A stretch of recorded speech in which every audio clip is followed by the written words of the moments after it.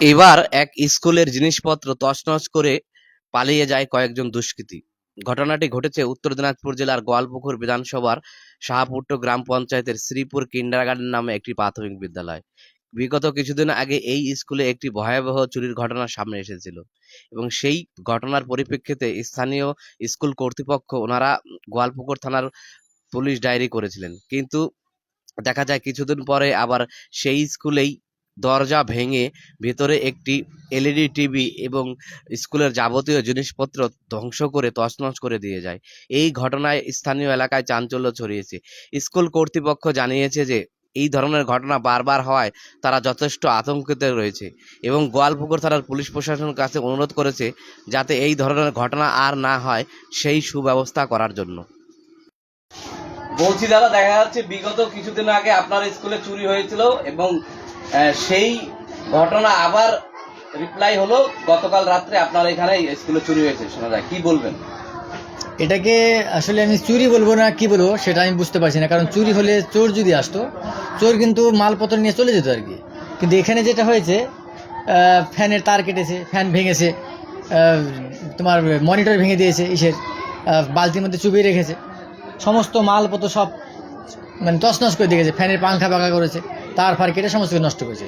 তো এটাকে তো আমি চুরি অর্থে দেখবো, দরজা ভেঙেছে, দেখতেই পাচ্ছ ওখানে দরজা ভাঙা আছে, তো এটাকে চুরি বলবো নাকি এটাকে নষ্ট করা বলবো, এটা আমি সঠিক বুঝতে পারছি না আর কি। দেখা যাচ্ছে আপনি এখানে বিগত অনেক বছর ধরে এখানে স্কুল চালাচ্ছেন, আর দেখা যাচ্ছে স্কুল চালানোর ক্ষেত্রে আপনার হয়তো অনেক সমস্যার সম্মুখীন হতে হয়। তেমন কোনো কি সন্দেহ হয় কি, মানে যে না এই ঘটনা তো চুরি যদি হয়, চোর যদি আসে তাহলে জিনিসপত্র নিয়ে যাবে, ভাঙচুর কেন করবে, সেই বিষয়ে যদি একটু বলেন। এই যে এই ঘটনাগুলো আসলে প্রায় স্কুলটা এখন 10 বছর চলছে আর কি। 10 বছরের ইতিহাসে আগে পরে ঘটেছে সেটা অনেক ছোট ঘটনা, যেরকম হচ্ছে লাইটের বাল্ব খুলে নেওয়া বা ফ্যান খুলে নেওয়া, ফ্যানের হচ্ছে ইসে করা, গাছ ভাঙা, এগুলো ছোট ছোট ঘটনা হয়েছে। কিন্তু এটা হচ্ছে এই যে রিসেন্ট, মানে কি যখন 10 বছরে পা দিয়েছে, 10 বছর মানে চলছে আর কি, মাঝামাঝি সময় এসে এখন হচ্ছে একটা মারাত্মক মানে ক্ষতি, যেটা হচ্ছে কি জানলা ভেঙে ঘরে ঢোকা।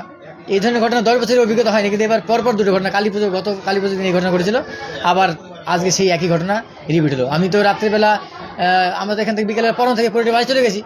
এবার সকালবেলা যখন এই ম্যাডাম আমাকে ফোন করেছে, ঝাড় দিতে আসছে, তো ফোন করেছে, বলছে এরকম এরকম দরজা ভাঙা। তো তাড়াতাড়ি করে আসলাম, এসে দেখলাম এই অবস্থা সম্পূর্ণ তোমার চোখের সামনে দেখতে পাচ্ছি।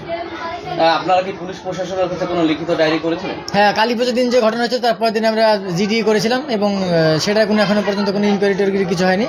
তো আবার সেই ঘটনা রিপিট হলো আবার আজকে। এই যে এলাকায় বারবার চুরি, গতকাল আমরা রাত্রে দেখলাম শাহপুর ডুবকুল এলাকায় চুরি হয়েছিল, তার আগে আপনার স্কুলে হলো এবং বিভিন্ন এলাকায় এরকম চুরি হচ্ছে। পুলিশ প্রশাসন কি সক্রিয় ভূমিকা পালন করছে বলে মনে করেন আপনি?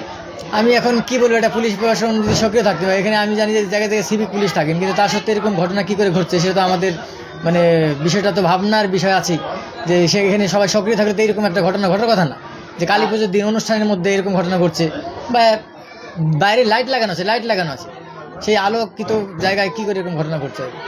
কতটা আতঙ্কে রয়েছেন আপনারা? অনেকটাই আতঙ্কে রয়েছি, কারণ এইভাবে কন্টিনিউ নিয়ে যাওয়া, এত ক্ষয়ক্ষতি হলে পরে একটা মানে সেগুলোকে ম্যানেজ করা তো খুবই একটা আমাদের কাছে দুর্বিষহ হয়ে যাচ্ছে আর কি।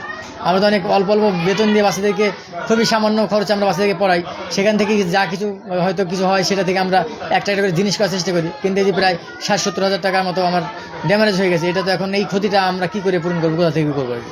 আর এটা হচ্ছে সবচেয়ে বড় ব্যাপার, হচ্ছে আমাদের এই যে শিক্ষার উপর যে আঘাত, এটা তো আমার মনে হচ্ছে যে এটা একটা সমাজের উপর আঘাত এবং আমাদের সবার উপরে এটা আঘাত নেমে আসছে। কারণ আজকে একটা শিক্ষা প্রতিষ্ঠান যেখানে বাচ্চাদের ভবিষ্যৎ তৈরি হয়, যেখানে আমাদের সমাজ গঠিত হয়, তার উপর আঘাত মানে আমাদের পুরো সমাজ ব্যবস্থার একটা নগ্ন চিত্র আমরা ফুটে উঠছে আমাদের সামনে, যে আজকে এই অবস্থা যদি চলতে থাকে কন্টিনিউ, আগামী 5 বছরে কী হবে সেটা এখন আমাদের চিন্তার বিষয়। এটা আমাদেরকে খুবই একটা ভাবনার বিষয়। আমরা মধ্যযুগের বর্বরতার দিকে ফিরে যাচ্ছি। হ্যাঁ, এটা যদি আমরা না চিন্তা করি, এখন যদি আমরা না ভাবনা করি, এটাকে নিয়ে আমরা যদি সবাই সম্মিলিতভাবে এটাকে প্রচেষ্টা না করি, তাহলে তো অদূর ভবিষ্যতে সেটা বেশি দিন দেখতে আমাদের দেরি নেই, যে হয়তো চারিদিকে একটা মানে ভয়াবহ একটা দুর্বিষহ অবস্থা সৃষ্টি হবে, যা থেকে আমরা কেউ রক্ষা পাবো না আর কি। আপনার নাম? গণেশ বিশ্বাস। আপনি স্কুলে কোন দায়িত্ব রয়েছে? প্রিন্সিপাল স্কুলে।